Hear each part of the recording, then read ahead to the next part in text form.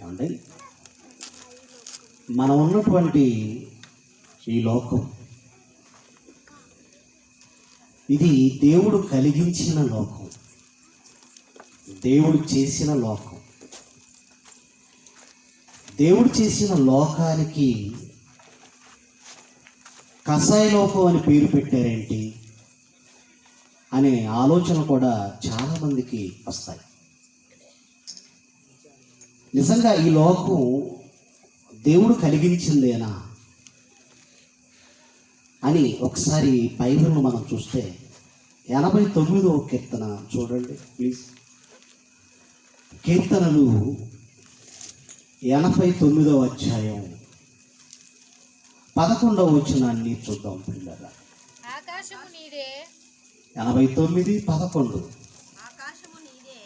ఆకాశము నీదే, భూమి నీదే, లోకమును దాని పరిపూర్ణతను నీవే స్థాపించితివి అన్నాడు. చూశారండి, దావీదు గారికి దేవుని మాటలు బాగా అర్థమయ్యాయి. దేవుని గురించి బాగా ధ్యానించేవాడే దావీదు. ఒక విషయం అర్థం కాలేదు అంటే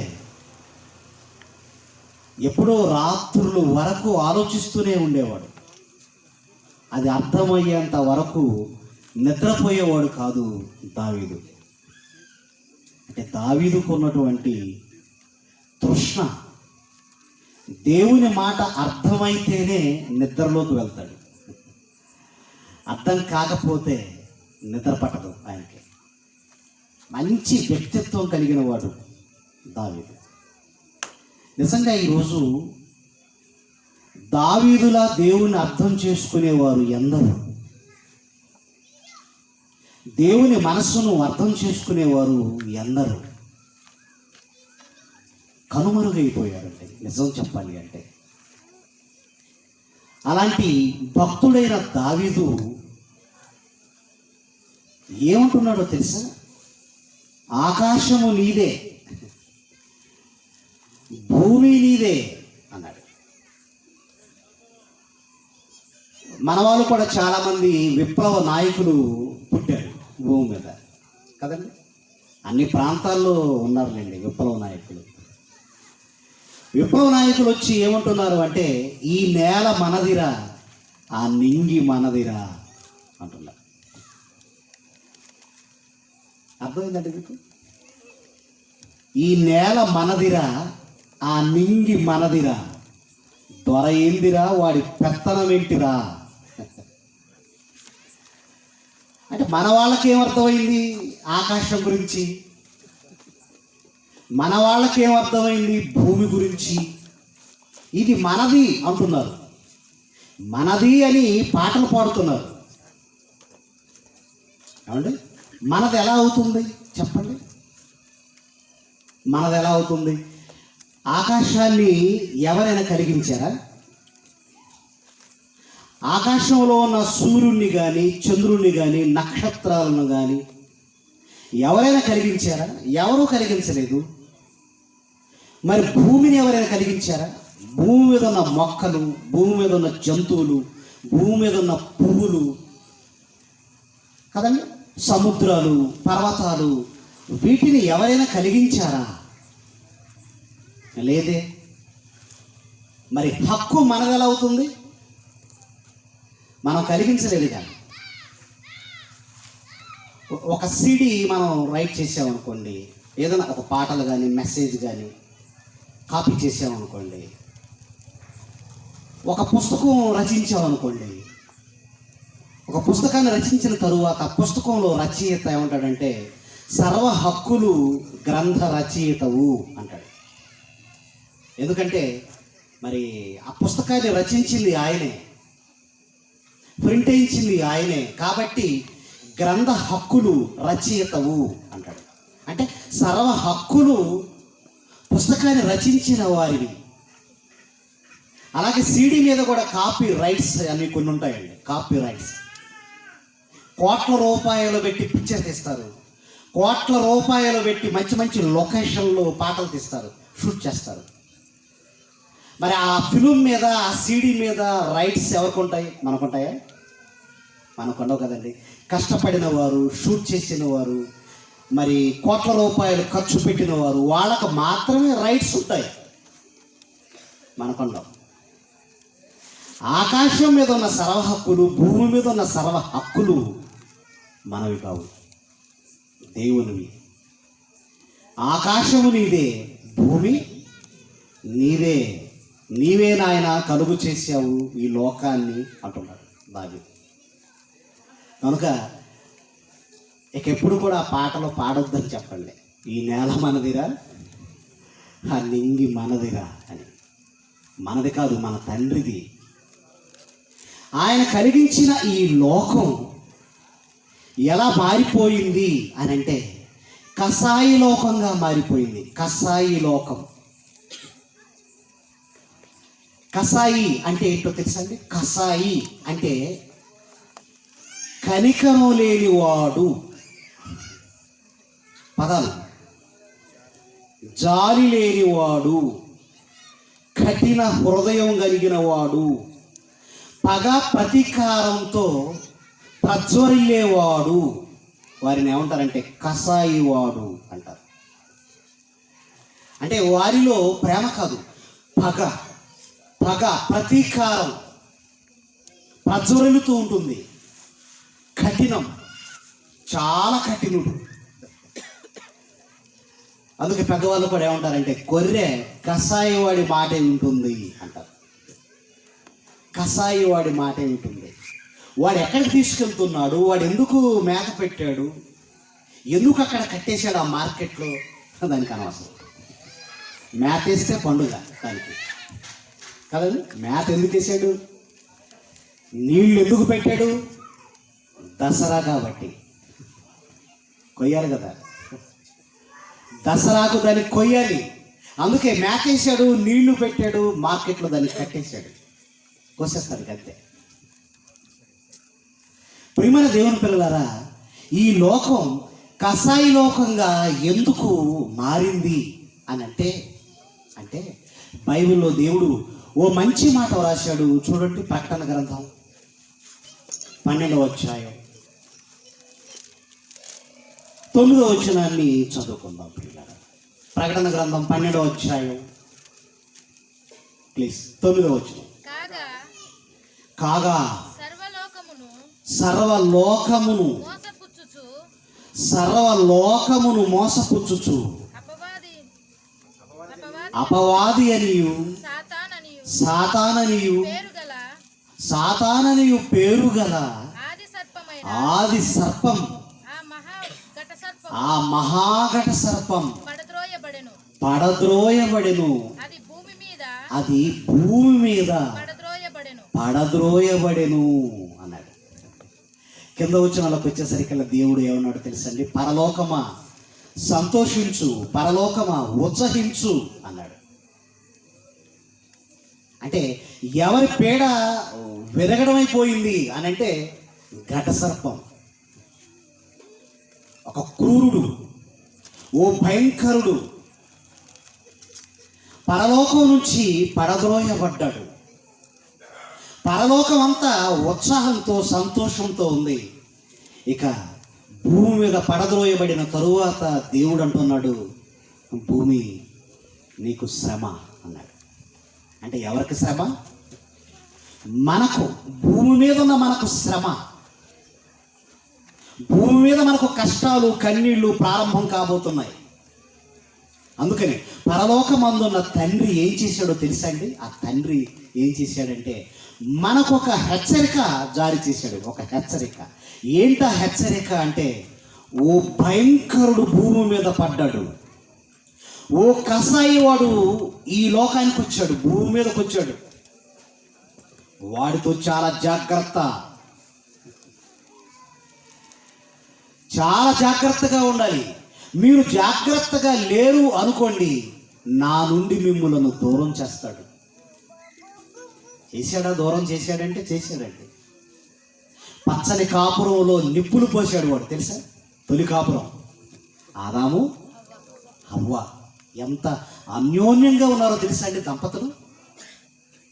మన ఆది తల్లి కానీ తండ్రి కానీ ఎంత అన్యోన్యంగా ఉన్నారు అంటే చక్కగా దేవునితో బంధాన్ని కలిగి దైవత్వాన్ని కలిగి ప్రశాంతమైన వాతావరణంలో గడుపుతుంటే ఆ పచ్చని కాపురంలో ప్రప్రథమంగా నిప్పులు పోసి మోసగించి వారిని దేవుని నుంచి దూరం చేసింది ఆ ఘట సర్పమే.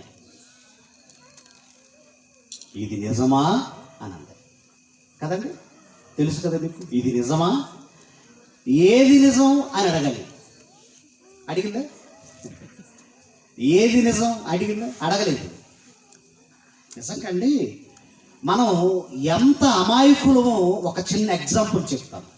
ఎంత అమాయకులం అంటే 10 రూపాయలు కడితే మీకు 10 రూపాయలు లాటరీలో కానీ కడితే ₹1,00,00,000 వస్తాయి అంటారు.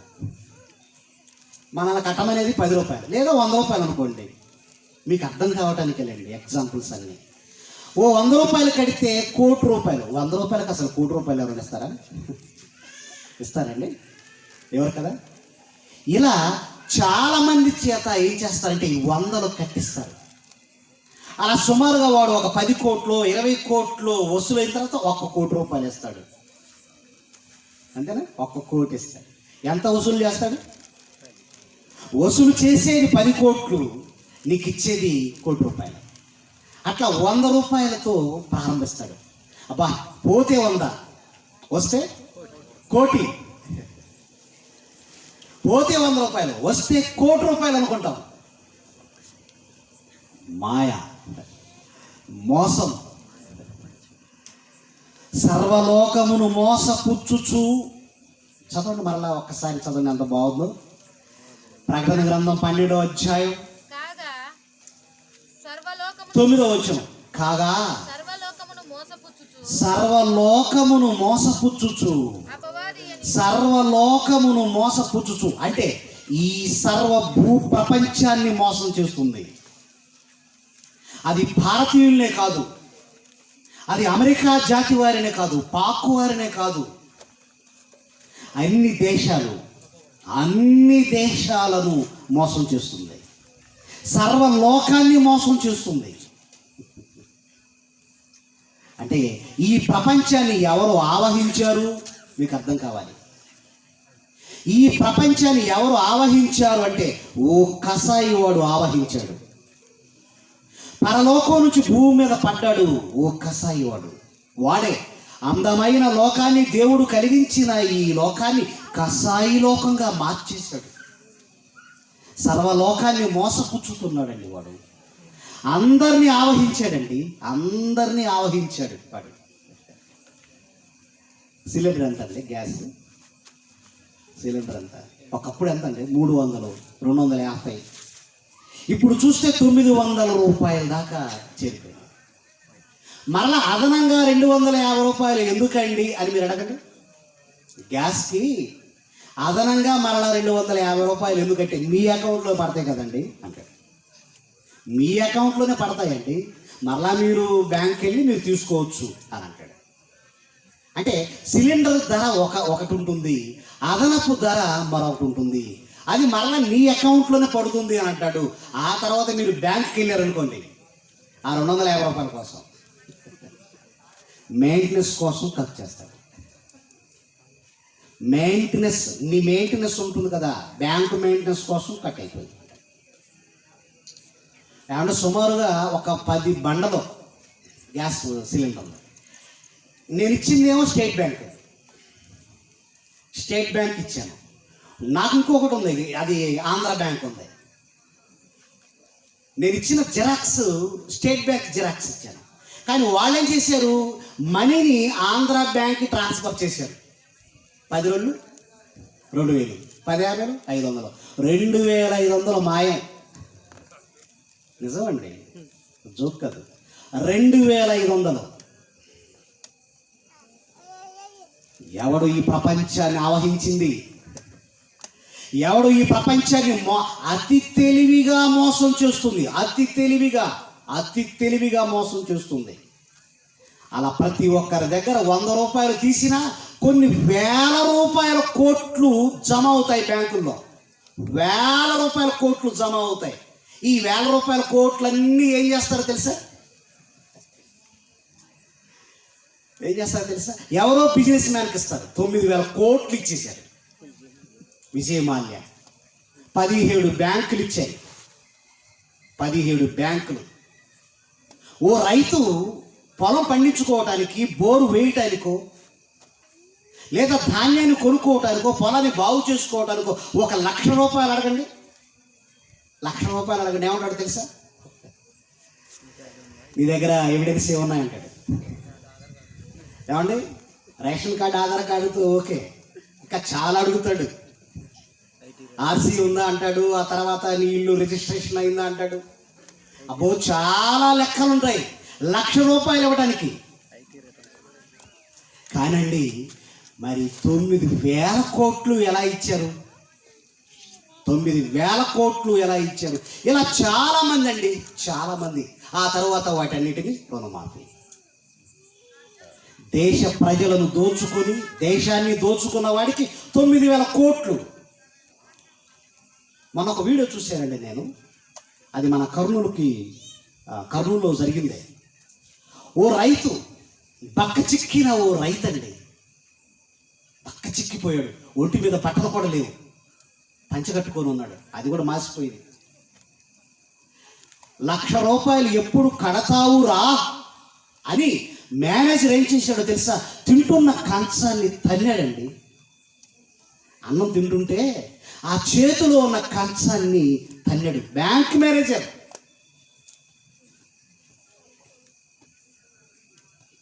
ఏమనిపిస్తుందండి? నాకు చూస్తుంటే నాకైతే బాధగా ఉందండి. మరి మీకేమనిపిస్తుందో నాకైతే తెలియదు. కసాయి లోకం, కసాయి వాడు మరో పంటలో ఇవ్వడా 1,00,000 రూపాయలేగా. 9,000 కోట్లు రుణమాఫీ చేస్తారా? తీర్చేస్తారా? వాడికేమో 63 సంవత్సరాలండి. 23 ఏళ్ల పిల్లని 3వ భార్యను చేసుకొని కుడుకుతున్నాడు విదేశాల్లో.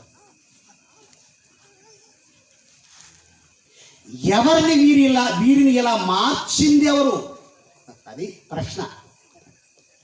వీళ్ళను ఇలా మార్చింది ఎవరు అంటే ఓ కసాయి వాడేనండి.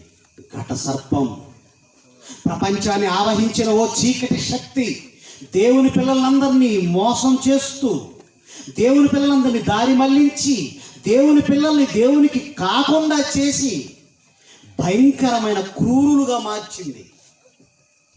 నాయన, భూమి మీద ఘట సర్పం పడింది. అప్పుడప్పుడు మన వాళ్ళు కూడా అంటుంటారు, ఏమంటే సాంబార్లో బల్లి పడిందండి అంటారు. తింటారా మరి? సాంబార్లో బల్లి పడితే విషయం, చాలా ప్రమాదం. ఏమండి, సాంబార్లో బల్లి ఎలా పడిందో భూమి మీద కూడా వాడలా పడ్డాడు. మరి వాడేం చేస్తాడు? విషపూరితమైన వాడు. మనుషుల స్వభావాన్ని వాడు ఎలా మార్చాడు తెలుసా? విషపూరిత ఆలోచనలు, విషపూరితమైన స్వభావాలు.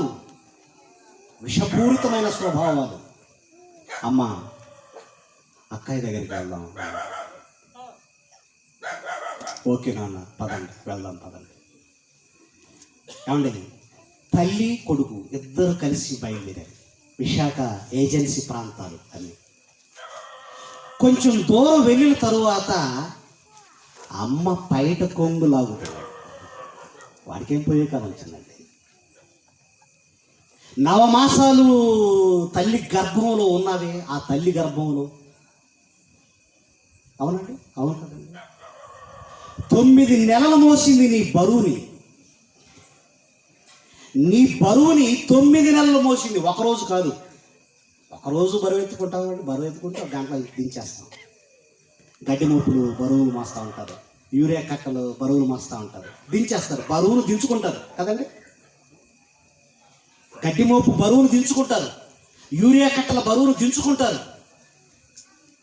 కానీ ఒక తల్లి 9 నెలలు నీ బరువు మోసింది అంటే ఆ తల్లిని కాటేయటానికి ప్రయత్నం చేశాడు. నీకు పాలిచ్చాను, పెంచాను, పెద్ద చేశాను అని కాళ్ళ వేళ్ళ పడ్డా, కనికర పడ్డా అస్సలు ఒప్పుకునేదండి. ఆమె పాడు చేశాడండి తల్లిని. కసాయి లోకం కాదా? కసాయి వాళ్ళుగా వీరు మారలేదా? వీళ్ళని కసాయి వాళ్ళుగా మార్చింది మనుషులను విషపూరిత భావాలు, విషపూరితమైన భావాలతో పెంచింది వాడేనండి. వాడే నిజంగా అండి.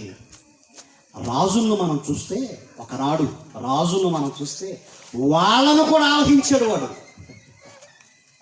వాళ్ళను కూడా మార్చేశాడు. రాజులు అంటే ప్రజలకు ప్రభువులు, రాజులు అంటే ప్రజలకు దేవుళ్ళతో సమానం అండి. ఆ రోజుల్లో రాజు అంటే దైవంతో సమానం అండి. ప్రభువులండి వాళ్ళు.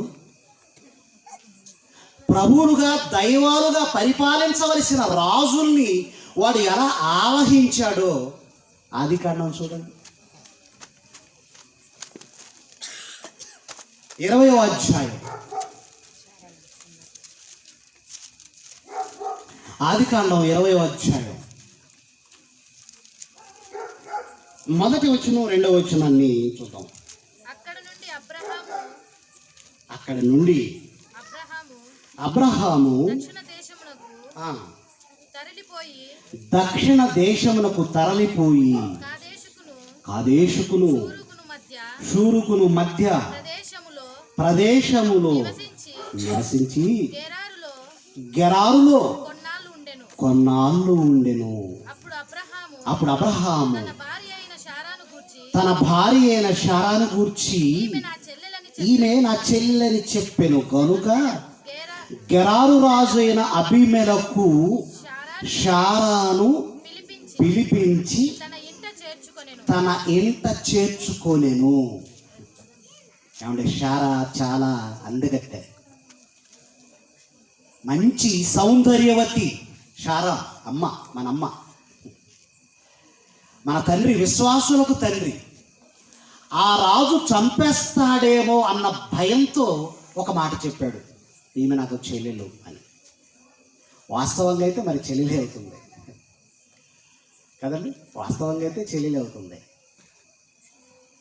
తండ్రి ఒక్కడే, కానీ తల్లులు వేరు, తల్లులు వేరు. ఏమండి, గెరారు రాజు కన్ను ఎవరి మీద పడిందో తెలుసా?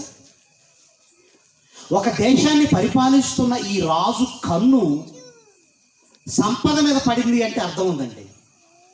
సంపద, ఏమండి, వజ్రాలు, వైడూర్యాలు, బంగారం, ఇవన్నీ ఉంటాయి కదా, సంపద కదండి. ఈ సంపద మీద కన్ను పడిందంటే అర్థం ఉంది. బ్రిటిషర్స్కి మన సంపద మీద కన్ను పడింది కదండి. సింహాసనం, నెమలి సింహాసనం, కోహినూరు వజ్రం, సంపదను దోచుకెళ్ళారు, సంపదను తీసుకెళ్ళిపోయారు. సంపద మీద కన్ను పడిందంటే ఓకే, కానీ కానీ పరస్త్రీ మీద కన్ను పెట్టేవేంటి? పరస్త్రీ మీద కన్ను పెట్టావు, పరస్త్రీని కావాలనుకుంటున్నావేంటి? దేవుడు నీకు భార్యనిచ్చాడు కదా, భార్యనిచ్చాడు కదా, మరల పరస్త్రీ, పర భార్య కావాలా? పర పురుషుని భార్య కావాలా? అధికారం ఉంది కదండి, రాజు కదా, నాకు అధికారం ఉంది, నన్ను ఎవరు ఎదిరించగలరు? నన్ను ఎవరు ఏం చేయగలరు? ఏం చేయగలరు? ధీమా. నన్ను ఎవడేం చేయగలడు? ధీమా. ఎవరు ఏం చేసినా చెయ్యకపోయినా, ఓ పేదవాడు నిన్ను ఏమీ అనలేకపోయినా, పైనున్న దేవుడు మాత్రం చూస్తూ ఊరుకోడు, తన న్యాయాన్ని విడిచిపెట్టడు. ఏదో ఒక రోజు తీర్పు అమలవుతుంది, దారుణంగా చచ్చిపోతారు. ఆయన జోలికి వెళ్ళకూడదు. ప్రియమైన దేవుని పిల్లలారా, నిజంగా అండి, ఓ నీతిమంతుని భార్యను తీసుకెళ్ళిపోయాడు, ఓ ప్రవక్త భార్యను తీసుకుని వెళ్ళిపోయాడు. అలా వెళ్ళిపోయిన తరువాత 11వ వచనంలో ఆయన మాట్లాడుతున్న మాట చూడండి. 11లో చూడండి. ఈ స్థలమందు దేవుని భయం ఏ మాత్రమును లేదు కనుక ఏ మాత్రమును లేదు. నా భార్యని ఈ స్థలమందు దేవుని భయం ఏ మాత్రము లేదు. అండర్లైన్ చేసుకోవాలి. ఇవన్నీ మనం అండర్లైన్ చేసుకోవాల్సిందే. అంటే గెరారు ఒక దేశం అయితే అసలు ఆ దేశానికే దేవుని భయం లేదు. ఒక దేశానికే దేవుని భయం లేదట. చదువుకుంటుంటే ఆశ్చర్యమవుతుంది. ఇది పులివెందుల. మరి ఇక్కడ ఏమైనా దేవుని భయం ఏమనుందా? పులి అని మేస దుక్కుతారా? మేసాలు కట్ చేస్తాడు. ఆయన జోలికి వెళ్ళకూడదు. చాలా జాగ్రత్తగా ఉండాలి. ఆయనంటే చాలా భయపడి బ్రతకాలి. ఈ స్థలమందు యెహోవా భయం ఏ మాత్రం లేదు అంటున్నాడు. భయం ఎందుకు ఉండాలో తెలుసా అండి?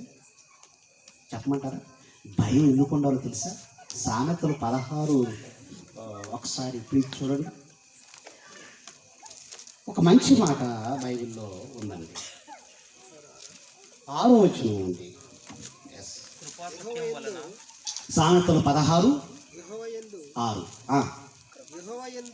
యెహోవా యందు భయభక్తులు కలిగి ఉండుట వలన మనుషులు చెడుతనము నుండి తొలగిపోవుదురు. అబ్బా, ఎంత మంచి మాట అండి! ఎంత మంచి మాట అండి! అంటే ఒక వ్యక్తి చెడుతనం నుంచి తొలగిపోవాలంటే ఆ వ్యక్తికి ఉండవలసింది ఏంటో తెలుసా? దేవుడంటే భయం, భక్తి అండి. ముందు భక్తి కాదు, ముందు ఏముండాలి? భయం. వీడికండి అసలు ఇంట్లో తండ్రి భయం లేదు, తల్లి భయం లేదు, పెద్దల భయం లేదండి అని అంటుంటాం. మరి ఎవరి భయం లేకపోతే వాడు ఎలా మారిపోతాడు? వాడు ఒక కిరాయి కోటివాడు అవుతాడు, వాడు ఒక కషాయి వాడు అవుతాడు, వాడు ఒక బిల్లాడు అవుతాడు, వాడు ఒక సద్దాం అవుతాడు. విమానాన్ని హైజాక్ చేసి డబెటిసి టవర్ను కొట్టేసిన ఓ అట్టా అవుతాడు. లేదా రాజీవ్ గాంధీని పొట్టన పెట్టుకున్న ఓ ధానులాగా మారిపోతుంది. భయం. దేవుడంటే భయం ఉండాలండి. భయం ఉంటేనే తప్పు చేయవండి. భయం ఉంటేనే భక్తి వస్తుంది. భయం ఉంటేనే భక్తి పెరుగుతుంది. అందుకనే ప్రియమైన దేవుని పిల్లలారా, ఒక వ్యక్తి చెడుతనం నుంచి తొలగిపోవాలి. కానీ ఈరోజు సమాజాన్ని చూస్తుంటే, లోకాన్ని చూస్తుంటే చెడుతనమే విస్తరించింది, కానీ మంచి విస్తరించలేదండి. తెలుసా? ఎక్కడుందండి మంచి? ఎక్కడుంది మంచి? ఎక్కడ లేదు. ఏ ప్రాంతంలో మంచి అనేది లేదండి. అసలు మంచి ఏనాడో సమాధి అయిపోయింది. ఒక దేశానికి దేవుడంటే భయం, భక్తి లేకపోవడం వలన పరస్త్రీని కావాలి అనుకున్నాడు, తీసుకుపోయాడు. అందుకే అబ్రహాము ఏమన్నాడు తెలుసా అండి? ఈ స్థలమందు యెహోవా భయం ఏ మాత్రము లేదు అన్నాడు. భయం ఉండాలి. భయం లేదు కాబట్టే కసాయి లోకంగా మారిపోయింది. నిజంగా అండి, ఇవన్నీ జరుగుతుంటే నేరాలు, ఘోరాలు ఇవన్నీ జరుగుతుంటే చాలామంది అభ్యుదయవాదులు, సంఘ సంస్కర్తలు, ఆ తర్వాత మేధావులు, కవులు వీరందరూ ఏమంటున్నారో 2 మాటలు చెప్పాలనుకుంటున్నాను. వాళ్ళ గురించి 2 మాటలు చెప్తాను. చాలా బాగుంటుందండి. ఈ మాటలు పలికింది చిన్నవాళ్ళు కాదు, అభ్యుదయవాదులు, ప్రపంచ మేధావులు. ఏమంటున్నారంటే, ఈ లోకాన్ని చూశారు, బాధపడి ఏమంటున్నారంటే, బాబు నువ్వే రావాలి, నీ సాయం మళ్ళీ కావాలి. బాబు అంటే ఎవరు? జాతిపిత గాంధీజీ. బాబు నువ్వే రావాలి అంటే మరలా నువ్వు పుట్టాలి, నీ సాయం మళ్ళీ కావాలి. ఎందుకంటే హింసను నీవే ఆపగలవు, భరతమాత కన్నీళ్లు నువ్వే తుడవగలవు.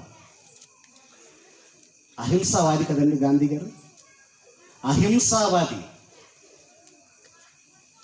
నిజంగా హింస పెరుగుతుంటే రోజు రోజుకి హింస పెరుగుతుంది కదండి, హింస పెరుగుతుంది. 2014 నుంచి 2016 వరకు 2 సంవత్సరాలే. 2014 నుంచి 2016 వరకు 1,10,333 రేపులు జరిగాయి, అత్యాచారాలు అధికారికంగా. మరి ఇక అనాధికారికంగా ఎన్ని జరిగాయి చెప్పలేం. అనాధికారికంగా ఎన్నో జరిగాయండి. 2 ఏళ్లలో వెలుగులోనికి రానివి ఎన్నో ఉన్నాయండి. ఆడపిల్లని బయటికి పంపించాలి అంటేనే భయం వస్తుంది. ఒక సైకాలజిస్ట్ ఏమంటున్నాడు తెలుసండి? సైకాలజిస్ట్, బాబాయ్ వరుస అయిన వారితో కూడా మీ బిడ్డను పంపకండి అంటున్నాడు. బాబాయ్ అంటే ఎవరండి? పిన తండ్రి కదండి. తండ్రి తర్వాత తండ్రి కదా. ఆ తండ్రితో కూడా ఈ బిడ్డను పంపొద్దు మీరు. ఇలా కసాయి వాళ్ళుగా క్రూరులుగా మార్చింది ఎవరు అంటే వాడేనండి, ఘట సర్పం. ప్రపంచాన్ని ఆవహించాడు వాడు. బాపు మళ్ళీ వస్తాడా? మరొక ఆమె అంటుంది, ఏముంటుందంటే పడతి ఒంటరిగా కనిపిస్తే పగలే నడిరేయి అవుతుంది. పడతి అంటే స్త్రీ, ఏమండి? పడతి అంటే స్త్రీ. ఒంటరిగా కనిపిస్తే పట్ట పగలే నడిరేయి అవుతుందట మగాడికి. అంటే ఇది పగల కాదు, ఎవరో చూస్తున్నారు అనుకోడట, ఇది నడిరేయి అనుకుంటాడట. పడతి ఒంటరిగా కనిపిస్తే పగలే నడిరేయి అవుతుంది, పశువాంఛతో బుసలు కొడుతుంది లోకం. పశువాంఛ బుసలు కొడుతుంది లోకం. బాబు నువ్వే రావాలయ్యా మరలా. బాబు కాదు రావాల్సింది, యేసుక్రీస్తు రావాలి. అది ఈ ప్రపంచానికి తెలియదు సీక్రెట్. ఈ కసాయి లోకాన్ని మార్చటానికి, ఈ పాపాత్ములను దైవాత్ములుగా మార్చటానికి, చెడిపోయిన ఈ లోకాన్ని బాగు చేయటానికి, కన్న తండ్రి కన్నీళ్లు తుడవటానికి, పరలోకానికి చేర్చటానికి రావలసింది ఎవరో తెలుసా? ఆ బాపూజీకే స్ఫూర్తి, ఆ బాపూజీకే ఆదర్శవంతుడు యేసుక్రీస్తు రావాలి ఈ లోకానికి. అందుకే కన్న తండ్రి ఏం ఆలోచించాడో తెలుసా? ఈ కసాయి లోకాన్ని ఎలాగైనా మార్చాలి అని ఆయన పవిత్ర జననాన్ని భూమి మీద జరిగేటట్లు చేశాడు. కానీ మన వాళ్ళందరూ ఏమంటున్నారు? నెల్సన్ మండేలా రావాలి, ఏమండి బాపూజీ రావాలి, ఎవరో రావాలి అని అంటున్నారే తప్ప సమాజాన్ని సంస్కరించేది, ప్రపంచాన్ని బాగు చేసేది వన్ అండ్ ఓన్లీ ఒకే ఒక్కడు, జీసస్ క్రైస్ట్. అది మీరు మర్చిపోవద్దు. ఆయన రావాలండి, ఆయన పుట్టాలండి ఈ లోకంలో. అందుకే యేసుక్రీస్తు ఆలోచించాడు, యేసుక్రీస్తుని గురించి ఆలోచించి ఎలాంటి నిర్ణయం తీసుకున్నాడో తెలుసా మన తండ్రి? లూకాసు వార్త చూడండి, లూకాసు వార్త 2వ అధ్యాయం చూడండి ప్రియులారా. 10 నుంచి 12 వచనాలు చదువుకుందాం మనం. స్పష్టంగా చదువున్నాను. అయితే ఆ దూత భయపడుకుడి, ఇదిగో ప్రజలందరికీ కలుగబోవు. ప్రజలందరికీ, అది అండర్లైన్ చేయాలి మీరు, అది అండర్లైన్ చేసుకోవాలి బైబిల్లో. ప్రజలందరికీ, ఇశ్రాయేలీలకు మాత్రమే కాదు, ఇశ్రాయేలీల కొరకు మాత్రమే కాదు ఆయన పుట్టింది, ప్రజలందరికీ కలుగబోవు మహా సంతోషకరమైన సువర్తమానము నేను మీకు తెలియజేయుచున్నాను. అంటే ఈ ప్రపంచం మహా సంతోషాన్ని కోల్పోయింది. తిరిగి ప్రజల హృదయాలలో, ప్రపంచ దేశాలలో మహా సంతోషాన్ని నింపగలిగేవాడు ఒక్కడే యేసుక్రీస్తు. ప్రజలలో మహా సంతోషాన్ని. ఈరోజు నేను ఇక్కడ మీరు నిలబడ్డాను కదండి, నేను చాలా మహా సంతోషంగా ఉన్నానండి. ఎందుకో తెలుసా?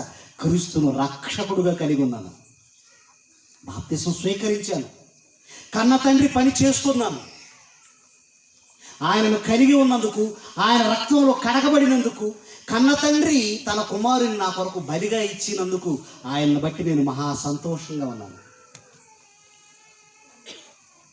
ఈ మహా సంతోషం ఎవరికి అర్థమైంది అంటే ఎవరికి అర్థం కాలేదు.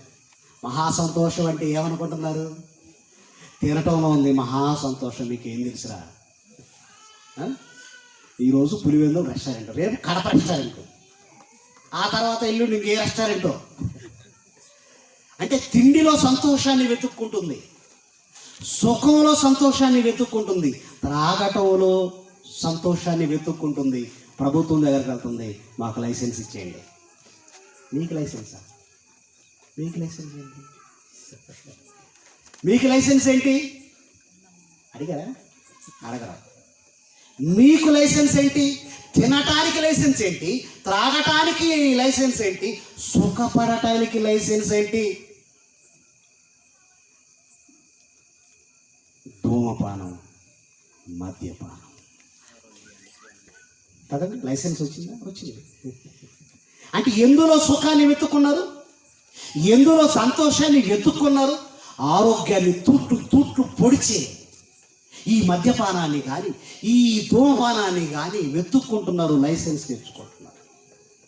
అంతే కదండి. మద్యపానం వల్ల ఎంత ప్రమాదం ఉందో తెలుసండి. ఎన్ని లక్షల మంది చచ్చిపోతున్నారో తెలుసా? ఎంతమంది చచ్చిపోతున్నారో తెలుసా? ప్రప్రథమంగా అమెరికాలో మద్యపాన నిషేధాన్ని ప్రారంభించారు 1932 ఆ ప్రాంతంలో అనుకుంటా సుమారుగా. కానీ మరొక ప్రెసిడెంట్ వచ్చాడు, దాన్ని ఎక్కేశాడు. మద్యపాన నిషేధ చట్టాన్ని ఎక్కేశాడు. ఎందుకంటే దాని వలన కోట్ల రూపాయల ఆదాయం ఉంటుంది. కోట్ల రూపాయల ఆదాయం చూశారే కానీ కన్న తల్లి కన్నీళ్ళు, కుటుంబాల జీవితాలు చూశారా? ఒక్కొక్క కుటుంబం ఎలా ఉందో చూశారా? ఎంత భయంకరంగా ఉందో చూశారా? సుఖం, సంతోషం కావాలి. వ్యభిచారానికి లైసెన్స్, ధూమపానానికి లైసెన్స్, మద్యపానానికి లైసెన్స్, ఎన్ని లైసెన్స్? ప్రభుత్వం ఇదిగో మా దగ్గర లైసెన్స్. వివాహేతర సంబంధం నేరం కాదు, సుఖం కోసం. సంతోషం ఎక్కడుంది? క్రీస్తులో. పేతురు రాసిన మొదటి పత్రిక చూద్దామా ప్రియుల? ముగింపులోకి తీసుకెళ్తున్నాను. పేతురు రాసిన మొదటి పత్రికలోనండి ఒక మంచి మాట ఉందండి. మొదటి అధ్యాయం, పేతురు రాసిన మొదటి పత్రిక మొదటి అధ్యాయం 8-9 వచనాలు కలిపి ఉంటాయి. చదువుదాం. 8-9 వచనాలు. మీరు ఆయన్ని చూడకపోయినను యేసుక్రీస్తు గురించి అపోస్తలులు మాట్లాడుతున్నారు, సంఘంతో మాట్లాడుతున్నారు. అర్థమవుతుందండి? సంఘంతో అపోస్తలులు యేసుక్రీస్తుని గురించి మాట్లాడుతున్నారు. మీరు ఆయన చూడకపోయినను ఆయనను ప్రేమిస్తున్నారు. ఇప్పుడు ఆయన కన్నులార చూడకయే విశ్వసించుచు మీ విశ్వాసమునకు ఫలమును అనగా ఆత్మరక్షణను పొందుచు. ఏ రక్షణ పొందాం మనం అంతా? ఆత్మరక్షణను పొందామట. ఆత్మరక్షణ. ఏది రక్షింపబడాలి? శరీరంలో మూలుగుతున్న ఆత్మ. ఈ గుడారంలో ఉంది చూసారా? అది ఈరోజు రేపు వెళ్ళటానికి సిద్ధపడుతుందండి ఆత్మ. తెలుసా మీకు? అది ఏదో ఒక రోజు ఈ శరీరాన్ని పగులు కొట్టుకొని మృత్యు పేరుతో బయటకు వస్తుంది. దానికి ఏం కావాలి అంటే ప్రొటెక్షన్, రక్షణ కావాలి. ఎక్కడి నుంచి రక్షణ కావాలి?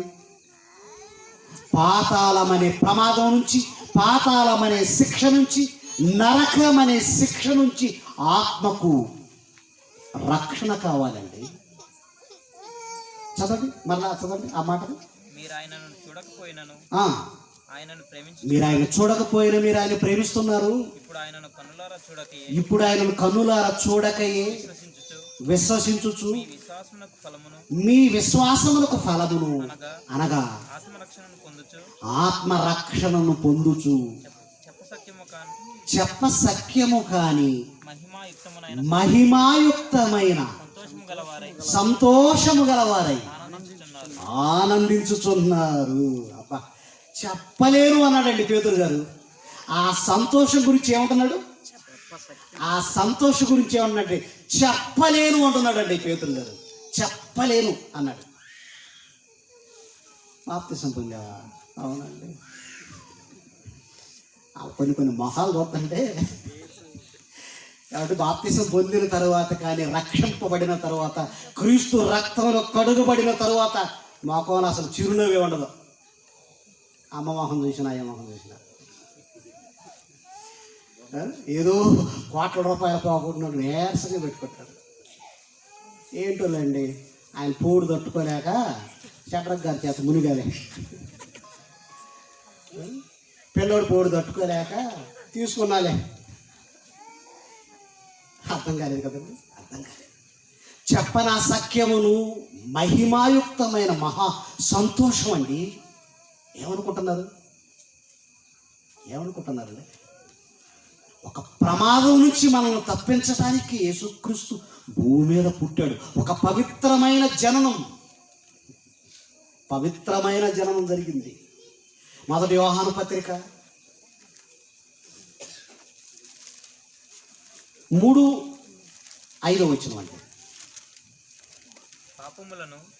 మొదటి యోహాను పత్రిక 3వ అధ్యాయం 5 అండి. ఎంత మంచి మాట చూడండి. పాపములను తీసివేయుటకై మతాన్ని మార్చుటకై కాదు. ఏమండి? మతాన్ని మార్చుటకై, తన మతములో కలుపుకొనుటకై కాదు. ఉందా? అలా ఉందా బైబిల్లో? లేదు. మతంలోకి కలుపుకోవడానికి కాదు, మతాన్ని స్థాపించడానికి కాదు, మత నాయకుడిగా వెలిగిపోవడానికి కాదు, పాపములను తీసివేయుటకై ఆయన ప్రత్యక్షమాయనని. అబ్బా, ఆ మాట చదువుతుంటేనండి మన కన్న తండ్రి కాళ్ళ మీద పడి దండం పెట్టాలనిపిస్తుంది. నిజం కదండి. నా పాపాన్ని ఎవరు తీయగలరు నాయన? ఎవరు తీయగలరు? ఏ ఎంఎస్ డాక్టర్ తీయగలడు, ఏ ఎంబీబీఎస్ డాక్టర్ తీయగలడు, ఏ శాస్త్రవేత్త తీయగలడు నా పాపాన్ని? నేనే పెద్ద పాపిని అంటాడు. పాపములను తీసివేయుటకై, అందుకేనండి క్రీస్తు పవిత్ర జననం జరిగింది. ప్రపంచ మానవాళిని పట్టి పీడుస్తున్న పాపం, ప్రపంచ మానవాళ్ళు కషాయ వాళ్ళుగా మారిపోతే కరుణ నింపటానికి వచ్చాడు ఆయన. కరుణ ఈ పదాలు ఎక్కడ కనిపిస్తాయంటే బైబిల్లో కనిపిస్తాయి. అది యేసుక్రీస్తులను కనిపిస్తాయి, ఇంకెక్కడ కనిపించవు. కరుణ నింపటానికి చేతుల్లో మేకులు కొట్టారు కదండి, తలకు ముళ్ళ కిరీటం పెట్టారు, ముఖం మీద ఉమ్మేశారు, బట్టలు లాగేశారు, పక్కలో వాడు చచ్చాడా లేదా అని బల్లెపోటుతో పొడిచారు. ఆ పరిస్థితుల్లో ఆయన పలికిన మాట ఏంటో తెలుసా? ఎదుట వ్యక్తి గుండెల్లో, శత్రువు గుండెల్లో కూడా కరుణ పుట్టించాడు. శత్రువు గుండెల్లో కరుణ. తండ్రి, వీరేమి చేయుచున్నారో వీరెరుగరు అన్నాడండి. ఏం చేస్తున్నా వేసే పన్నప్పుడు పడేలేమని నా చంపని కొట్టాడు అనుకోండి. వేసే పనులు తెలిసే కదండి కొట్టింది. చెంప వాసిపోద్దని తెలియదా? బాధ ఉంటుందని తెలియదా? ముళ్ళ కిరీటం పెడితే బాధ ఉంటుందని తెలియదా? పక్కలో బల్లెపోటు పొడిస్తే బాధ ఉంటుందని తెలియదండి? బాధ. ఎంత కషాయాలండి వాళ్ళంతా, క్రూరులు వాళ్ళు. అలాంటి పరిస్థితుల్లో క్రూరుల్లో కరుణ నింపాడు. వెంటనే శతాధిపతి ఏం చేశాడో మీకు తెలుసు కదండి. మారిపోయాడండి. అక్కడ బందిపోటు దొంగ, యేసుక్రీస్తు శిలువ పక్కనే ఉన్నాడు కదా, బందిపోటు దొంగ. సమాజాన్ని దోచుకున్నవాడు, ఆ స్త్రీల మానాన్ని దోచుకున్నవాడు, ప్రాణాన్ని దోచుకున్న కరుడు కట్టిన బందిపోటు దొంగల గుండెల్లో కరుణ మార్పును తీసుకొచ్చాడు. చదువుతారండి ఆ మాటలు. లోకాసువార్త 23 కూడా చూడండి, ఎంత బాగుంటుందో. చదువు అమ్మకి ఆ మాట చదువుకొని,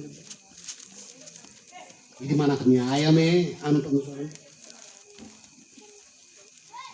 లోకాసువార్త 23వ అధ్యాయం 41 చదవండి. 23:41 లోక. మనకైతే ఇది న్యాయమే, మనము చేసిన వాటికి తగిన ఫలమును పొందుతున్నాం కదండి.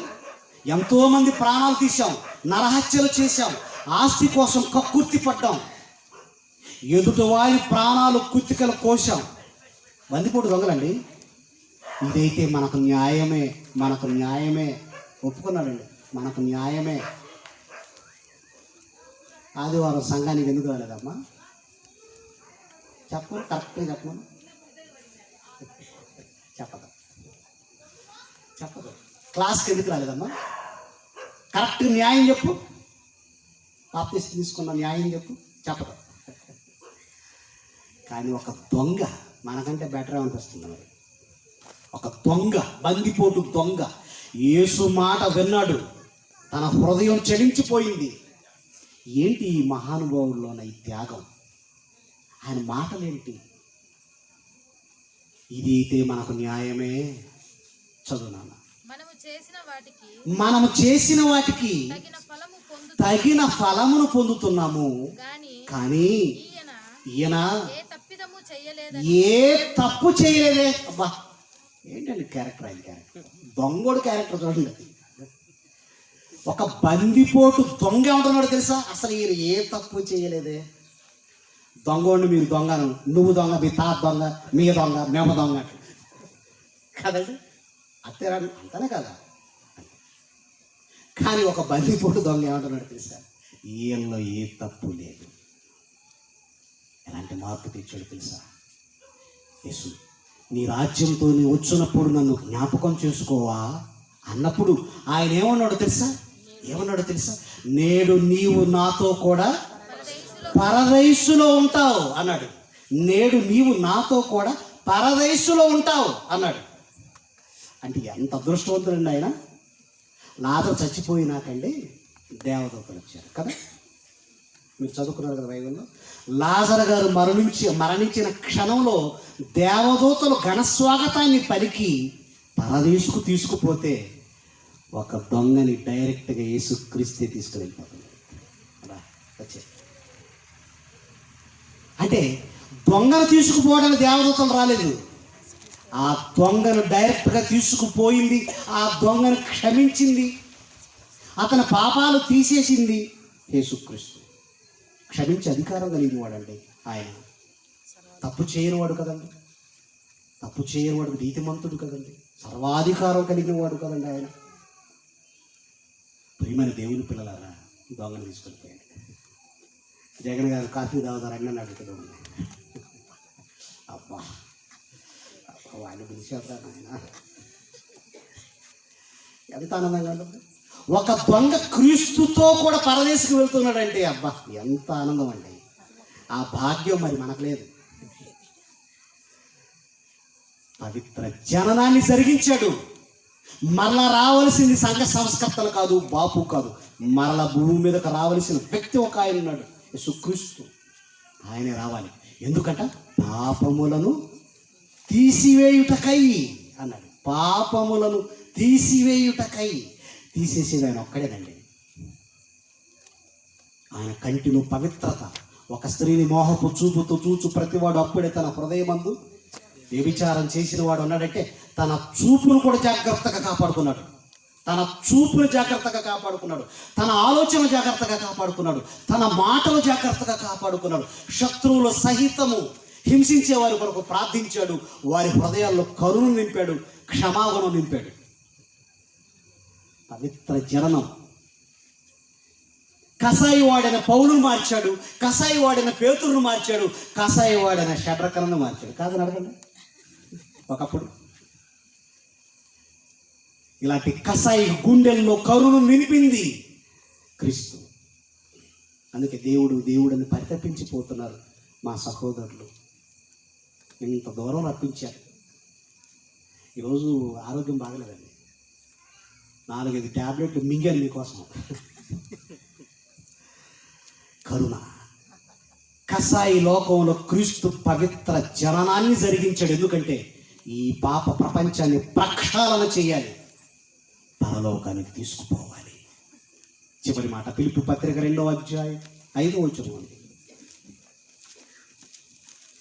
ఫిలిప్పీలకు రాసిన పత్రిక 2వ అధ్యాయం 5వ వచనం చూస్తారా? ఎంత బాగుందో.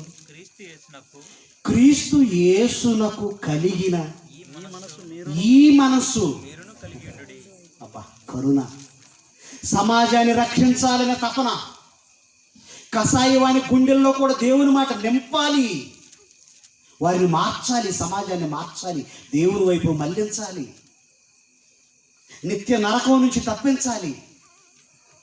క్రీస్తు యేసునకు కలిగిన ఈ మనస్సు మీరును కలిగి ఉండండి, మీరును కలిగి ఉండండి. చూసారండి, గొడవ అవుతుంది అనుకోండి, ఆదివారం కాబట్టి బతికిపోయాం. అందుతో నా చేతులు బైబిల్ ఉంది.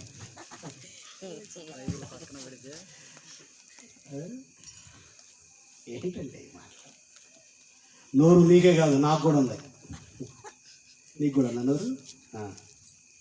అయితే దుర్భాష ఆడతావా దేవుని మాట్లాడకుండా? క్రీస్తు యేసునకు ఎలాంటి మనసు వచ్చిందో, ఎలాంటి మనసు కలిగి ఉన్నాడో, మనం కూడా అలాంటి మనసు కలిగి ఈ కసాయి లోకాన్ని కన్న తండ్రి వైపు మళ్ళిద్దాం, సమాజాన్ని రక్షించి బాగు చేద్దాం. కనిపిస్తుంది. ప్రేమగల తండ్రి, ఘనమైన మీ నామానికి స్తుతి చెల్లిస్తున్నాం. కసాయి లోకంలో క్రీస్తు పవిత్ర జననం తన బ్రతుకునే లోకానికి ప్రాణార్పణ చేశాడు.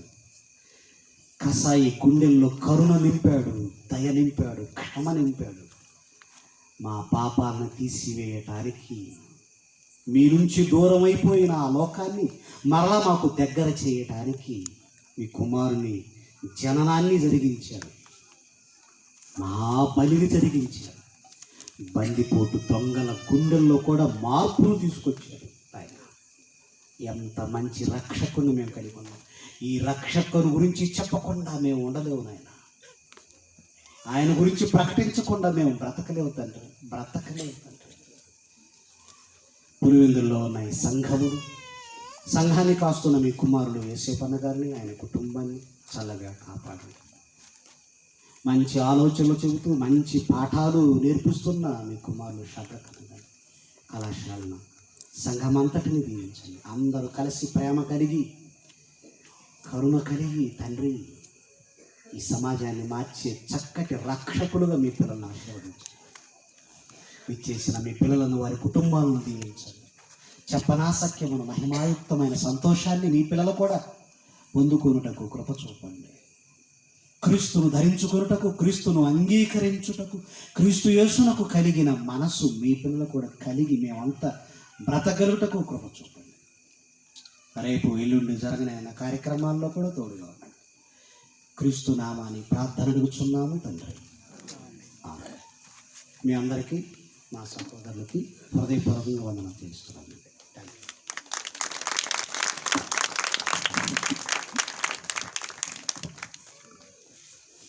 ప్రియమైన దేవుని వల్ల మరి ఇప్పటి వరకు ఎంతో విలువైనటువంటి దేవుని మాటలు, ఈ కసాయి లోకం ఎందుకు కసాయిగా మారిపోయింది, ఒకప్పుడు దేవుడు కలిగించిన అందమైన అపురూపమైన లోకం ఈరోజు అడవిగా మారి కసాయులుగా మారటానికి గల కారణం వచ్చిన అపవాది వలన మనుషులందరూ కసాయులుగా మారినప్పుడు మనుషుల యొక్క హృదయాలలో మానవత్వం, దైవత్వం అనేది లోపించినప్పుడు ప్రభువైన యేసుక్రీస్తు వారు పవిత్ర జననం ద్వారా ఈ యొక్క భూమి మీదకి, లోకానికి వచ్చి ఎంతోమంది హృదయాలను మార్చాడని, మారిన మనమే అందుకు సాక్షులమని, మరి క్రీస్తులోకి ఉన్న మనమందరం క్రీస్తులో ఉన్న ఆనందాన్ని పొందుకుంటూ క్రీస్తు యేసునకు కలిగిన ఈ మనస్సు కలిగి మనమందరం జీవిస్తూ మన తోటి సహోదరులకు, మన చుట్టుపక్కల ఉన్న ప్రజలందరికీ క్రీస్తును ప్రకటించాలని అత్యద్భుతంగా వివరించినటువంటి మరి దైవజనులు జైపాల్ అన్నయ్య గారికి సంఘం తరఫున ప్రత్యేకమైన వందనాలు తెలియజేస్తూ ఉన్నాం. అదేవిధంగా మన పెద్దలు గౌరవనీయులు షడ్రకన్నయ్య గారికి, మరి పొద్దుటూరు వైస్ ప్రిన్సిపాల్గా పనిచేస్తున్నటువంటి చిన్నయ్యన్న గారికి కూడా ప్రత్యేకమైన వందనాలు తెలియజేస్తూ ఉన్నాం. ప్రేమ దేవుని వల్ల కూడి వచ్చిన మీ అందరికీ కూడా మా యొక్క ఆహ్వానాన్ని మన్నించి వచ్చిన మీ అందరికీ క్రీస్తు నామంలో శుభములు, వందనాలు తెలియజేస్తూ ముగింపు ప్రార్థన చేసుకుందాం. అందరి తలలోంచి కళ్ళు మూసుకున్నట్లయితే ముగింపు ప్రార్థన. మహాపరిశుద్ధుడు అయిన దేవ, జీవాధిపతి అయిన తండ్రి, మీకు స్తోత్రములయ్యా. మీరు ఇచ్చిన సమయాన్ని బట్టి కృతజ్ఞతలు తండ్రి. తండ్రి, ఇప్పటి వరకు మీ మాటలు అందించిన మీ కుమారులను, దైవజనులను జ్ఞాపకం చేసుకునండి. భవిష్యత్తులో ఉన్నతంగా ఇంకా మీ సేవలో ఎదుగుటకు మీ సంపూర్ణ సహాయ సహకారాలను అందించమని కోరుకుంటున్నాము తండ్రి. మీ కుమారుల కుటుంబాలను దీవించండి, ఆశీర్వదించండి, పరసంబంధమైన ఈవులతో నింపండి, ఆయుర ఆరోగ్యాలను ప్రసాదించమని వేడుకుంటున్నాము తండ్రి. అదేవిధంగా తండ్రి, కూడి వచ్చిన ప్రతి బిడ్డను, ప్రతి కుటుంబాన్ని మీరు పేరు పేరున దీవించి ఆశీర్వదించమని వేడుకుంటున్నాము. ఈ ప్రాంతంలో ఉంటున్న ప్రజలను జ్ఞాపకం చేసుకునండి. ఈ ప్రాంత వాసులను, వారి కుటుంబాలను జ్ఞాపకం చేసుకున్నాం తండ్రి. మరి కార్యక్రమానికి సహాయపడి పనిచేసి కష్టపడి ప్రతి కుమారుణ్ణి, ప్రతి కుమార్తెను జ్ఞాపకం చేసుకునండి. దానివల్ల బిడ్డలకు రావాల్సిన ప్రతిఫలమును అనుగ్రహించమని, ఈ పులివెందుల ప్రాంతంలో జరిగించున్న మీ పరిచర్యలు నానాటికి అభివృద్ధిపరిచి అనేక ప్రాంతాలకు విస్తరింపచేసి మీ నామ మహిమార్థమై జరిగించుటకు తగు శక్తిని, జ్ఞానాన్ని, భయమును, భక్తిని మా అందరిలో పుట్టించమని కోరుకుంటూ, మీ కుమారులు తండ్రి కడప నుంచి కూడా ఎందరో వచ్చి ఉన్నారు, వారందరినీ జ్ఞాపకం చేసుకునండి. తిరిగి మరలా వీరందరూ వెళ్చుండగా తండ్రి ప్రయాణంలో తోడుగా ఉండి వారి వారి ప్రాంతాలకు క్షేమముగా ప్రతి ఒక్కరు చేరులాగా సహాయం చేయమని వేడుకుంటూ, మాకింతటి భాగ్యాన్ని, అవకాశాన్ని, అదృష్టాన్ని మాకు ప్రసాదించినందుకు మీ కృతజ్ఞతాస్తుతులు చెల్లిస్తూ, క్రీస్తులో ఉన్నటువంటి మహా సంతోషకరమైన కార్యక్రమాన్ని తండ్రి మేమందరం పొందుకొని మా జీవితాంతం క్రీస్తుని, మిమ్ములను ప్రకటిస్తూ ఈ సమాజంలో కసాయి హృదయాలను మార్చి కరుణను నింపి మీ చెంతకు చేర్చే భాగ్యాన్ని, అవకాశాన్ని, అదృష్టాన్ని మా అందరికీ ప్రసాదిస్తారని వేడుకుంటూ, ప్రభువును రక్షకుడైన యేసుక్రీస్తు వారి నామంలో ఈ ప్రార్థనా మనవులు అడిగి వేడుకొనుచున్నాము తండ్రి. ఆమేన్.